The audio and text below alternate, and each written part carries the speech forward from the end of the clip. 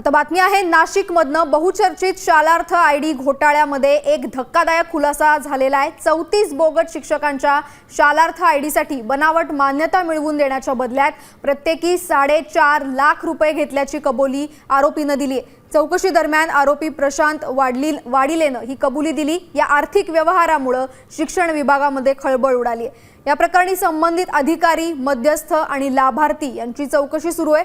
तपास यंत्रणा सध्या बँक व्यवहार आणि कागदपत्रांची तपासणी करते, त्याच्यामुळे आणखी एक मोठं रॅकेट उघड होण्याची शक्यता आहे। यांनी मोठ्या प्रमाणात फक्त शालात आयडी मिळवण्याकरताच नाही तर मिळाल्यानंतर पाठीमागचा एरियस मिळवण्याकरता मोठ्या प्रमाणात आर्थिक व्यवहार केलेला आहे। हे प्रत्येकी 20 लाख असं घ्यायचं होतं।